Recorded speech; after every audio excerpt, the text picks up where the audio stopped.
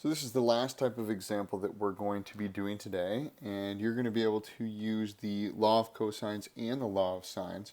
One quick reminder, the only way we can use the law of sines in something like this and know that it works for sure is if we have an acute or a right triangle. So really we're looking for an acute triangle, and so the largest side is 8. So 8 squared is equal to 7 squared plus 6 squared. We're going to get 64, and that's going to be less than this. 7 squared is 49, plus 36 is 85. So this is how we know that it's acute. Okay, so we can use that law of sines idea right there. So I'm going to go ahead and I'm going to solve for my angle A because, I feel like it. So I'm going to start with my 8 squared is equal to 7 squared plus 6 squared minus 2 times 7 times 6 times the cosine of A. So I'm going to go ahead and I'm going to simplify that. And 64, and then I already solved for 85, so that's pretty nice, because 85, when I subtract from that, I get a negative 21 is equal to negative, and this is 84 times the cosine of A. So I want to divide by the negative 84, and I get 1 over 4 is equal to my cosine of A. So do the inverse cosine. We know that drill up by this point. And the inverse cosine of 1 over 4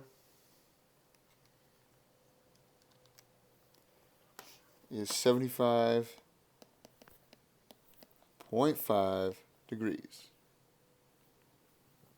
So I'm going to write that in, 75.5. So now I want to go ahead and I'm going to use the law of sines for my next angle,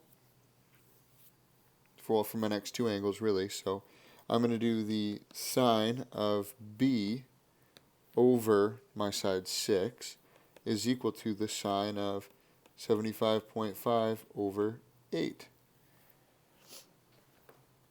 And so what I do is I multiply both sides by 6, and I get the sine of B is equal to 6 times the sine of 75.5 divided by 8. And I'm just going to take the inverse.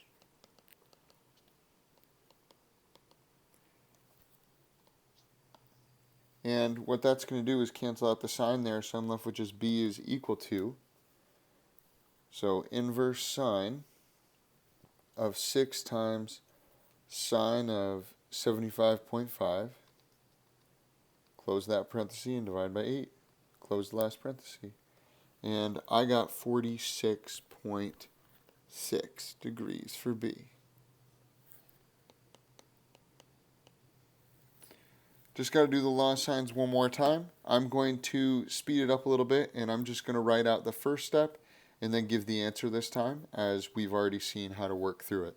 So I need to find C this time, so the sine of C over 7 has to be equal to my sine of 75.5 over 8. And when I do that for C,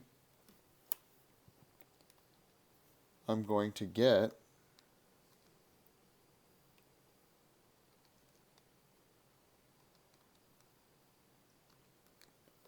57.9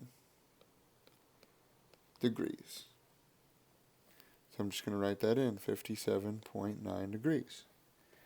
Last thing I got to do is I have to check to make sure that these add up to 180. So 57.9 plus 75.5 plus 46.6, does that equal 180? So I'm going to quickly type that in, 57.9 plus 75.5 plus 46.6, and check it out, I get 180 even. So that's great. I know I did it correctly.